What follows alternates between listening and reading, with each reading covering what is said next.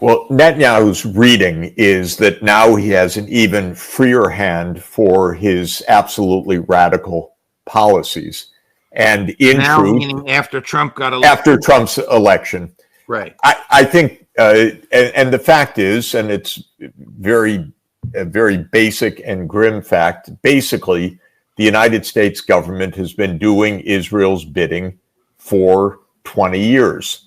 Without as much as a boo. As basically everything Netanyahu has said, Biden would mumble along and do it. And Netanyahu thinks Trump is going to be even more that way, that he will have a green light to pursue any war, any policy that he chooses. In fact, Smotrich, one of those absolute extremists that you just mentioned, said today that now's the time just to annex the West Bank, which is his dream. I don't think it's so clear, by the way. The world is changing fast. As Smotrich was saying that, all of the Arab leaders were meeting in Riyadh in Saudi Arabia, saying there is no way to have any normal relationship whatsoever with Israel, no peace until there is a state of Palestine. This is very clearly put. This was put by the Crown Prince, Mohammed bin Salman. This is a very clear statement across the region. And Trump can't ignore it. The game was, we're going to get the Saudis to do it our way. We can push the region around. The United States doesn't have the clout. Trump doesn't have the clout that he might think. It's much less even than it was a few years ago. The United States doesn't have this ability to sway politics. Israel has miscalculated. Look at how Ukraine has miscalculated. The government in Ukraine, the calculation was, the U.S. has our back. Everything will work out fine. Okay, this is 600,000 deaths. Later, they're finding out they faced a disaster, and Trump is going to end the disaster by basically, rightly, cutting a deal with Russia to stop this bloody mess, which never should have taken place at all. I mean, this is Biden's reckless folly that we actually got to this war, rather than simply understanding and agreeing not to push NATO enlargement. But my point is, Ukraine bet on the United States. Netanyahu and Smotrich are betting on the United States. It's not a good bet, I'm sorry to say, for Israel. It's a terrible bet. Jeffrey Sachs highlights a critical crossroads in Middle Eastern politics. With Trump re-elected, Netanyahu senses he has a renewed opportunity to push his most ambitious policies, expecting support from a U.S. administration that has historically backed Israel.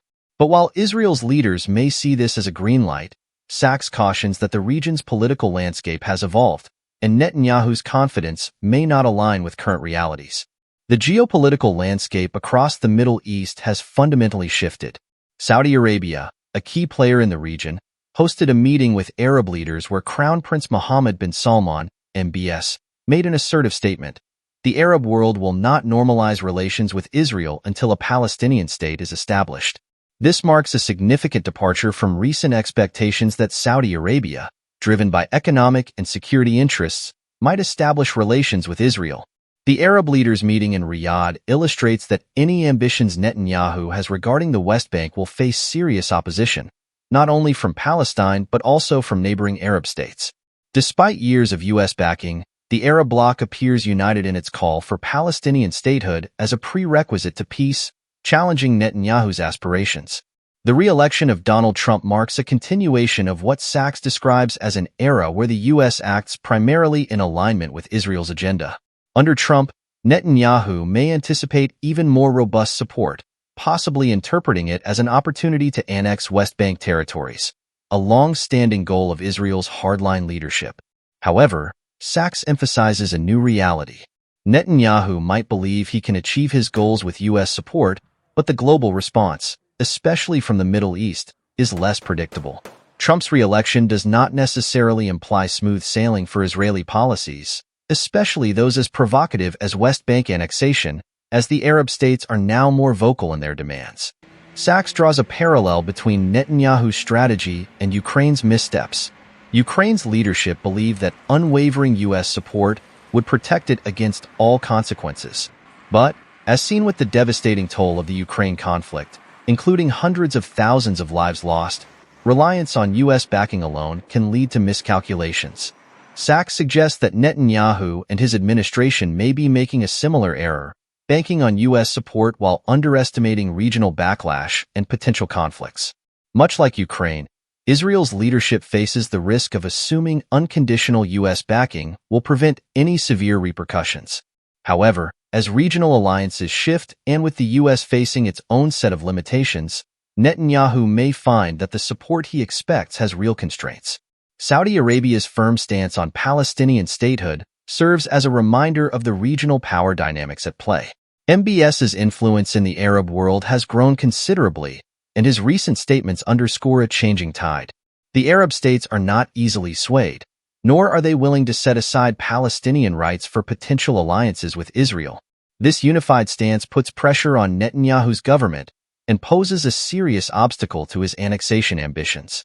Saudi Arabia's refusal to normalize relations without a Palestinian state underscores a broader coalition in the Arab world, signaling that Netanyahu's policies might lead Israel into greater isolation within the region.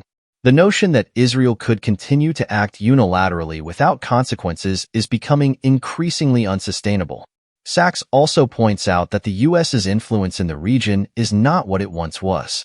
While Israel has long relied on American support, the geopolitical reality is shifting. Arab nations are forming their own alliances, such as the Saudi-Iran rapprochement, signaling that they are ready to pursue paths independent of U.S. direction. This change in dynamics places limits on how effectively Trump or any U.S. administration can unilaterally influence Middle Eastern politics. Trump's administration may intend to support Netanyahu's vision, but the U.S. now lacks the absolute sway it once held. Sachs warns that if the U.S. continues to follow Israel's lead without acknowledging the broader implications, it could risk diminishing its own influence in the region. As Sachs notes, the world is shifting toward a multipolar system where regional powers wield more influence. He suggests that Netanyahu and Smotrich's bet on the U.S. may prove to be a risky gamble, one that could backfire if the Arab nations stay resolute. By aligning too closely with the U.S., Israel risks losing ground in a region that is increasingly resistant to one-sided policies. In essence, Sachs cautions that the overconfidence shown by leaders like Netanyahu mirrors the missteps of Ukraine's leadership. Both cases involve a reliance on U.S. support without fully considering the complex and shifting dynamics of global politics. Sachs's analysis serves as a reminder that in a changing world, regional stability requires more than alliances based on past norms. It requires a nuanced understanding of new power structures and the importance of diplomacy. So, where does this leave us?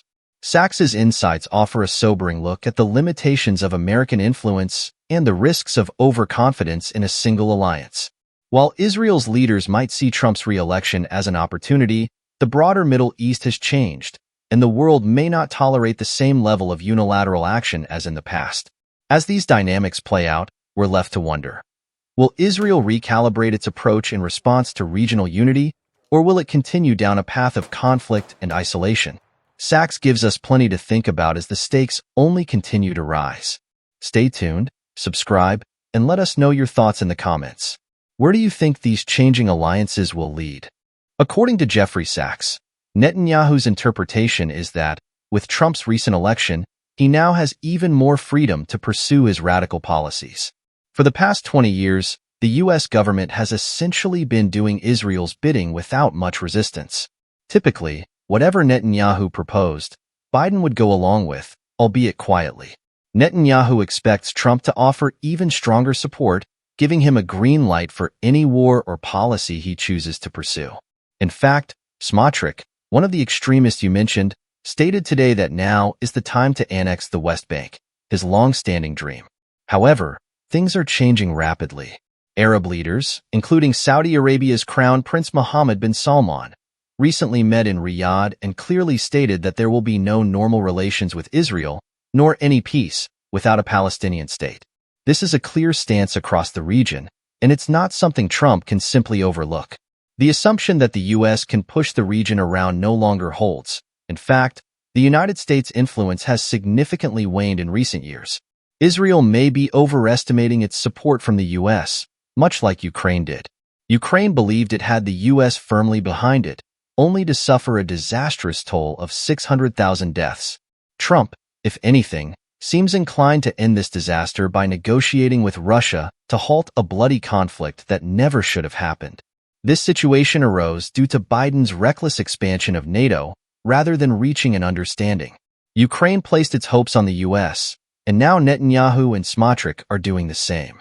Unfortunately for Israel, this may prove to be a disastrous miscalculation. Thanks for watching.